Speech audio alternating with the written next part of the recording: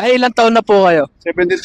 Tay, anong feeling ng isang 72 years old? Feeling teenager pa rin. Ano po yung pinaka natutunan nyo sa buhay na gusto nyong ipasa sa amin? Sa younger generation, pag kayo nabigyan ng isang chance, grab it, take it. Basta as long na wala kang nasasagasaan. I mean, you can accomplish something basta wala kang sinasagasaan.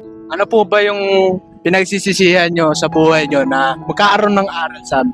Yung nagdadalawang isip ka na alam mong tama pero parang nawawala ka ng tiwala. And then later on, pagka nangyari na at hindi mo na ikanap take advantage na, doon ka manghihinayang. So, habang merong chance, talagang grab it. Po yung akala nyo dati na mahalaga sa buhay. Pero habang tumatanda kayo, na-realize nyo na hindi pala ganun kahalaga yun. Well, dati, ang tingin ko pera ang mahalaga. Pero later on, as I get older, importante yung health. Yeah. Yung health, tsaka yung pakikisama mo sa tao. Kasi walang ano yan eh. Walang kabayaran yun eh. Walang equivalent na in terms of monetary value. Minsan lang tayo mabuhay. Lahat naman tayo mamamatay. May isip mo na naging makapulungan mo yung buhay ko. Kung meron tayong magagawa natin na makakatulong sa nakararami, gawin natin. Huwag natin isipin yung pansarili. Kasi later on, pag tumanda ka, may isip mo, naging fruitful ba yung buhay ko? Meron ba ako na-accomplish? Dapat lang hanap yung kaibigan. Unang-una, doktor. Bakit doktor? Sooner or later, magkakasakit tayo. Whether we like it or not. Pangalawa, accountant. Pagdating sa pera, pwedeng pa utangan nyo. Pangatlo, lawyer.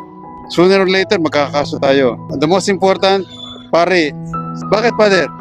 Pag namatay ka, malakas tayo sa taas. Learn from your mistakes. Do what is good. Mamamatay kang maligaya ka. Lahat na masalubong mong problema, may solusyon yan, problema eh. Pag walang solusyon, hindi problema yan. O, di ba? So, 72 na ako. Malay mo, bigyan pa ako ng mahaba-haba pang ano. Wala naman akong sakit. As of now, wala naman akong mga diabetes o high blood. Physically fit ako, kita mo naman katawan.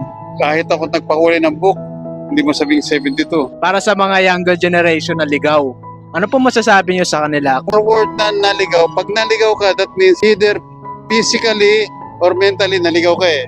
So, learn from your mistake. And huwag kang susuko. Hindi naman katapusan ng mundo yun. Yung iba, hindi nila kaya, magpapakamatay. Ang nagpapakamatay na tao, yung taong short pag-iisip.